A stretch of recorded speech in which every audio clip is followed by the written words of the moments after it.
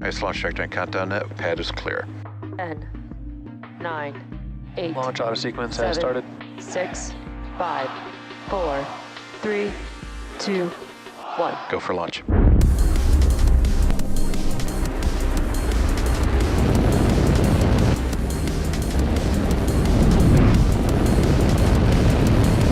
Vehicle is supersonic.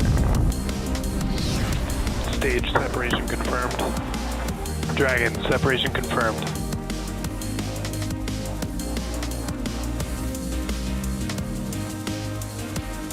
Stage 1 is transonic. Landing legs have deployed.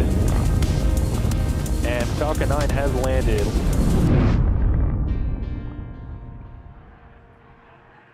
Good morning. You're looking at a live view of Falcon Heavy on historic launch pad 39A at Kennedy Space Center, awaiting liftoff at 9:41 a.m. Eastern Time. Welcome to our live webcast of the USSF 44 mission from SpaceX headquarters in Hawthorne, California. My name is Kate Tice, and I'm the Quality Systems Engineering Manager here at SpaceX. And I'm excited to be here with you this morning, bringing you coverage of our first Falcon Heavy launch since 2019.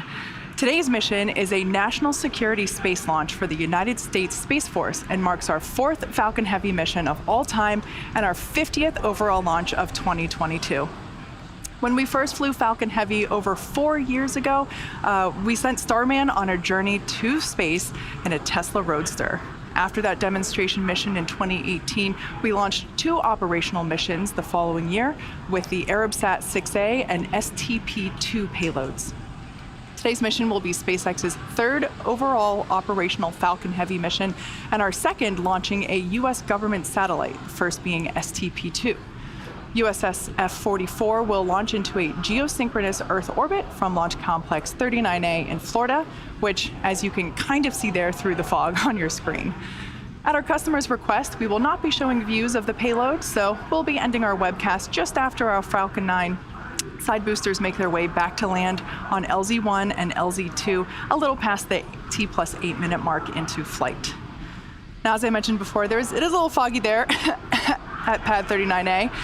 However, we promise that everything is still go for liftoff on time. The range and everything is still looking green. Everything's still looking good with our countdown as we approach the T-minus 13 minute mark. We have a 90% chance, 90% favorability in terms of our weather conditions. So even though it is a little foggy, we're still good to go. Now, if for some reason we don't get to launch today, we do have a backup opportunity tomorrow at 9:37 a.m. Eastern Time. So we're now just under T-minus 13 minutes and counting. Let's take a closer look at the Falcon Heavy vehicle that will deliver the USSF 44 payload to its intended orbit. Falcon Heavy is essentially 3 Falcon 9 rockets strapped together, meaning it can carry much larger payloads not only to Earth orbit, but to the Moon and Mars as well. Like the Falcon 9, Falcon Heavy is a 2-stage launch vehicle. The big difference is that the Falcon Heavy first stage is comprised of 3 cores, and Falcon 9 only has 1. Falcon Heavy has 28 engines, making it the world's most powerful internal power. Their call out indicating that the spacecraft is now on internal power. So with the 28 engines, this makes Falcon Heavy the world's most powerful operational rocket by a factor of 2. Each of these cores has 9 M1D engines, making for a total of 27 engines across all 3 boosters, as you see there in that shot. The 28th engine is a Merlin vacuum engine on the 2nd stage, and that's what will power the payload to its final targeted orbit. Altogether, the Merlin 1D engines at the base of Falcon Heavy produce 5 million pounds of thrust, equal to 18 747s at takeoff. In fact, the engines produce so much power that we don't even run them at full thrust all at once. We do that after liftoff. Now, after liftoff, at about 2.5 minutes into flight, those 2 side boosters will separate from the center core and come back to Earth for simultaneous landings at Landing Zone 1 and Landing Zone 2, which we have a beautiful view there on your screen. If successfully recovered, the side boosters will be refurbished and used in a future national security space launch. Upon side booster separation, the center core will keep firing for about 90 seconds before shutting down its engines, then perform a standard stage separation from the 2nd stage. We will not be attempting to land our center core today as the mission requires more performance, meaning in order to get our payload where it needs to go for today's mission, the center core will burn the fuel that we would typically use for recovery.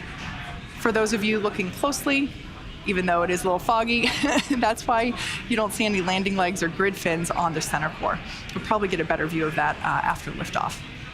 Now moving up to the second stage, once the first stage and second stage separate, it will propel our payload to its intended orbit. At our customer's request, we will not be showing views of stage 2, so immediately after the Merlin vacuum engine on the second stage fires up, we'll be directing all of our attention to the landing of our side boosters. Now, above the second stage is where our payload is safely enclosed inside the fairing. The fairing protects the payload from aerothermal loads, heating, and contamination during ascent. Once we reach the vacuum of space, we will jettison the fairing as the second stage continues its journey to orbit. We will be attempting to recover the fairing halves today with our recovery vessel, Doug. As I mentioned earlier, today's launch is USSF 44, and that's for the national security. It's a national security space launch mission for the United States Space Force. Now let's learn a little bit more from our customer about the mission at hand.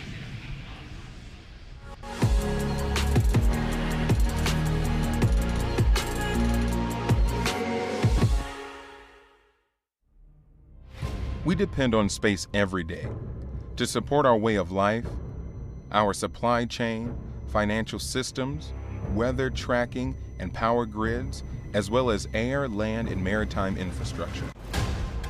Our U.S. military is the strongest and best equipped force in the world. In the heavily contested space domain, Space Systems Command leads a team of roughly 15,000 guardians, airmen, civilians, and contractors. Headquartered in El Segundo, California, our unbeatable team operates from multiple locations across the U.S. and includes 2 space launch deltas, SLD-45 at Patrick Space Force Base and SLD-30 at Vandenberg Space Force Base. Through unity of effort across the space acquisition enterprise, Space Systems Command delivers to warfighters integrated and resilient space capabilities through 5 program executive offices. Assured access to space, procures launch services and delivers on-orbit capabilities faster and more frequently than ever before, while sustaining ranges for the United States Space Force and commercial partners. Battle Management Command, Control, and Communication delivers tactical and operational command and control capabilities to warfighters, facilitating timely and quality battle space decisions for the joint all-domain fight. Space domain awareness and combat power maximizes the full characterization of space using a wide range of multi-domain assets by rapidly detecting potential and real threats to our nation and allies, which enables decisive action in the space domain. Communications and positioning, navigation, and timing ensures the delivery of resilient capabilities across the acquisition lifecycle, from prototypes to systems on the production line to systems our warfighters have been operating for years. Space sensing delivers space-based battle space awareness through missile warning, tracking, environmental monitoring, and tactical intelligence, surveillance, and reconnaissance. Our adversaries fully intend to disrupt, degrade, and destroy the U.S. and our allies' ability to access and operate in space. Not on our watch. Space Systems Command is focused on creating and sustaining resilient lethality in space through systems integration, unity of effort, and digital engineering ecosystems. At Space Systems Command, space starts here. We're now at almost T-minus 6 minutes and 30 seconds, and the SpaceX team continues to count down for launch of our 3rd operational Falcon Heavy flight, and all systems remain go. At this point in time, fuel load is complete on the 2nd stage as well as one of the side boosters. And there we just heard the call out that the fuel load is now complete on the other side booster as well as the center core. Now, following a successful static fire last Thursday, Falcon Heavy rolled out to the pad with a payload yesterday and went vertical about 6 hours later. You can see a time lapse of that there on your screen. Before we began the webcast today, the SpaceX launch director pulled the members of the launch team and got a go for prop loading and launch, which, as I just mentioned, we're currently undergoing. We're loading propellant on all three first stage boosters and the second stage. Now, you may be able to hear the live rocket sounds from our launch pad. The pops and hissings that you hear are from the propellant loading, as well as the launch mount and strong back that the propellant is flowing through. Falcon Heavy uses two propellants, a refined form of kerosene called RP1, or Rocket Propellant 1, and that's the fuel, and LOX, or liquid oxygen, for the oxidizer. An oxidizer is a type of chemical that a fuel requires in order to burn. The liquid oxygen is chilled below its boiling point so that it has a much greater amount of mass per volume. Basically, we can load more of it into the rocket. Our fuel is RP1, essentially a purified kerosene. It is safe, easily available, and has a lot of history. As a fun fact, the Saturn V first stage flown from this very pad for moon missions also used liquid oxygen and kerosene. Falcon Heavy tanks are pressing for strong back retract. And then we just heard the call out. We are preparing for that strong back retraction. Now, in addition to the two propellants I mentioned, we also use the chemical TTEB, or triethyl aluminum and triethyl borane, as an ignition source. The combustion of RP1 and LOX is what makes the rocket go up, and it's the TTEB that basically sets the match for that propellant mix. Strong back lower has begun. And we can see there on your screen shortly that we will begin to see that strong back begin to retract away from the fairing.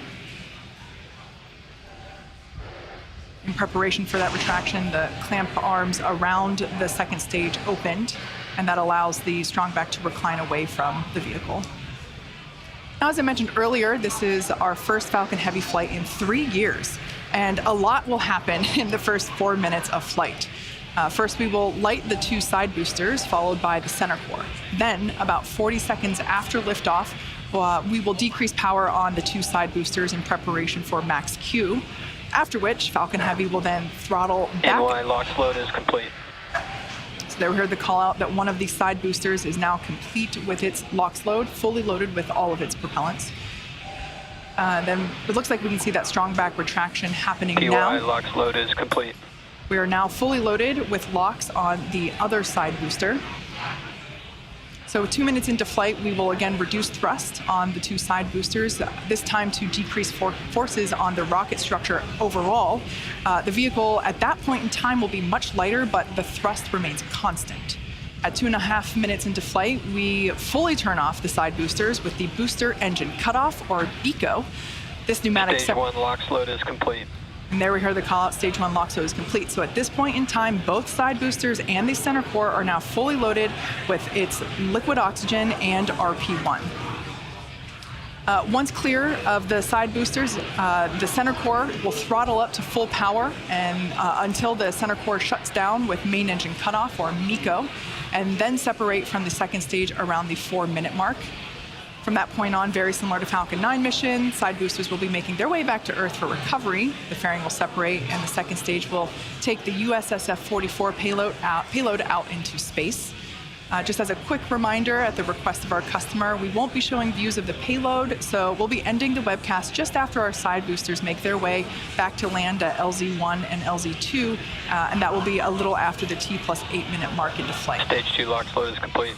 So there we heard the call out, stage 2 LOX load is complete. So at this point in time, Falcon Heavy is now fully loaded with all of its propellants. As I've mentioned before in previous webcasts, launch is hard. Falcon Heavy is no exception. We're essentially counting down 3 rockets simultaneously. So our team is going to be conservative in case anything pops up in the last minutes of the countdown.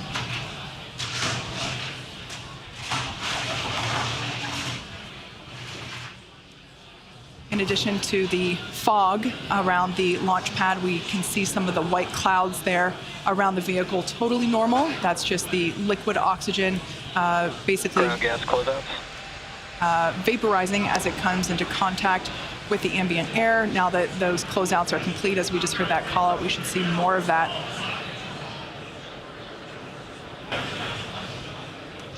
Next, we'll hear the call out that Falcon 9 is in startup.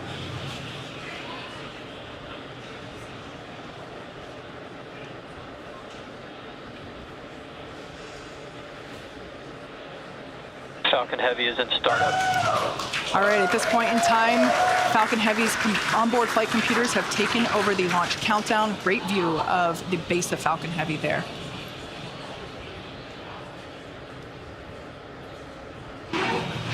MD, LD, go for launch.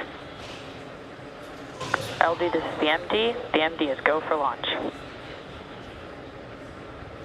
And there we heard the final go for launch. T-minus 30 seconds and counting. Let's listen in to the final count as Falcon Heavy gets ready to go to space once again.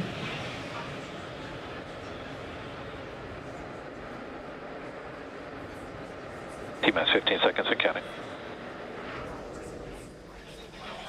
T-minus 10, 9, 8, 7, 6, 5, 4, 3, 2, 1, 0, liftoff.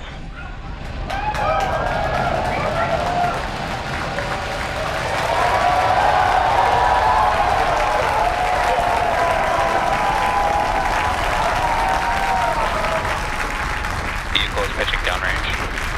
MOD chamber pressure is nominal.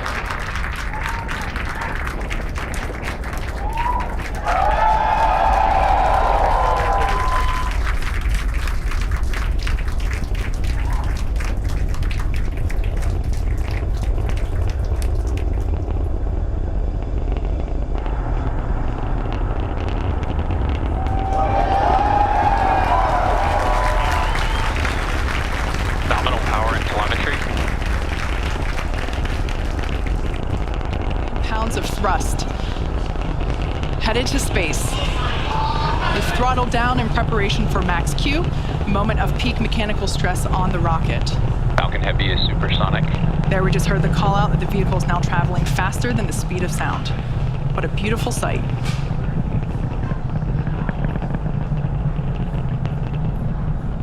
Max Q. All right, there we just heard the call out. That is the moment of peak mechanical stress on the rocket. M1D engines throttling back up. A beautiful sight to see Falcon Heavy flying once again.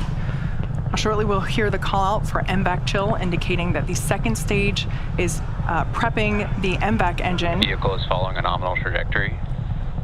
We will flow a little bit of the super chilled liquid oxygen through the turbo pumps on that MVAC in preparation for the full flow of the super chilled propellant. Shots there of each side booster on the right-hand side of your screen. Next event will be booster engine cutoff, or BECO. That'll be followed by stage separation of side boosters, side booster boost back burn, center core main engine cutoff. We are about 10 seconds away from the booster separation.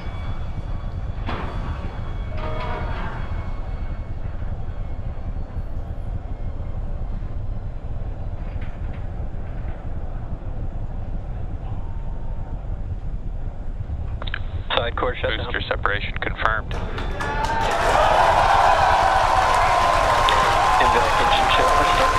And there you can see and heard it by the incredible excitement within the crowd behind me. Successful separation of the side boosters. Boost vector startup. There we can see 3 engines on each side booster have relit for their boost back burn. At this point in time, both side boosters are All returning. vehicles are following nominal trajectories. Good news there, both side boosters and the center core, everything looking good. Side boosters are returning to the coast of Florida, now under the power of 3 engines. That's a view there of the center core. Coming up, 3 events happening in rapid succession. We'll have the conclusion of the side booster boost back burn, followed by main engine cutoff, as well as stage separation of that center core. As a reminder, per request of our customer, we won't be showing second stage views after second engine start 1. Additionally, our center core, or stage 1, the one you see there, is expendable today, so we are not recovering this booster.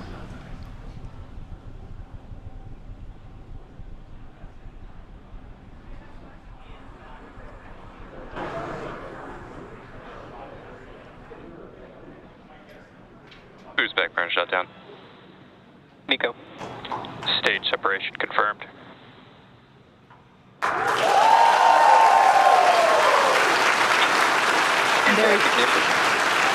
There you heard the call out and saw on your screen we had side boost back burn conclusion, as well as the main engine cutoff and separation for that center core, and we heard call out of second engine start 1. At this point in time, with that call out, Separation confirmed.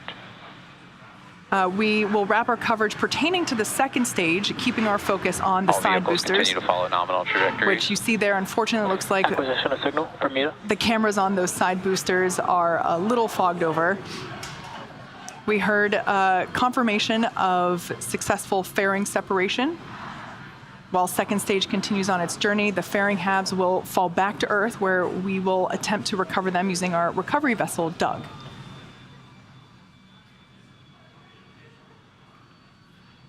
As a reminder, today we'll be attempting to recover the 2 Falcon Heavy side boosters on land.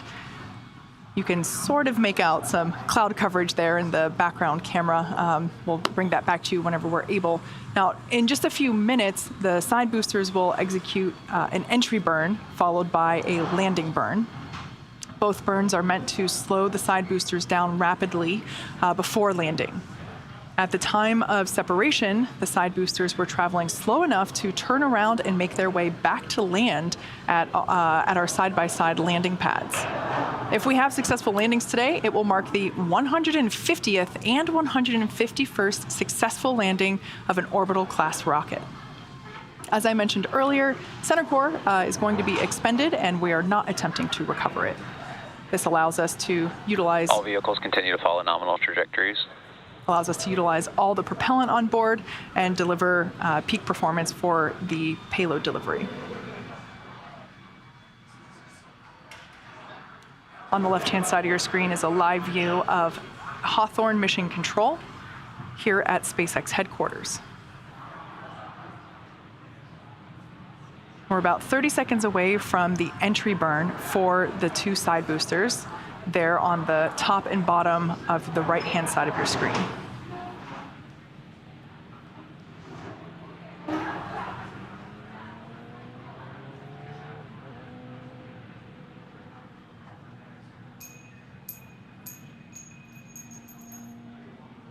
Standing by for side booster entry burn. Booster entry burns have started.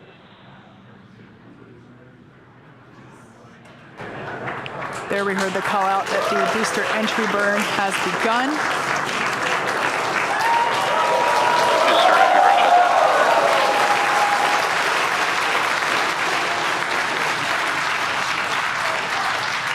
Looks like the ice on those cameras are now clearing. EY and NY FTS have safed.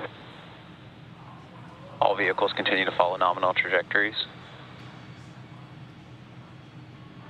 So that re-entry burn has concluded.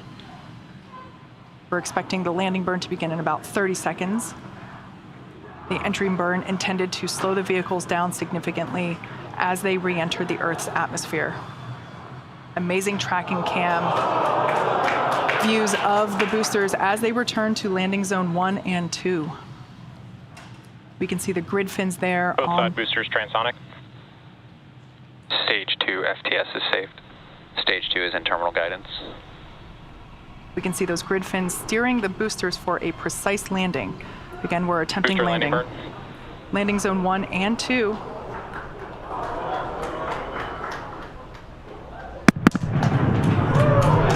There we just heard sonic booms.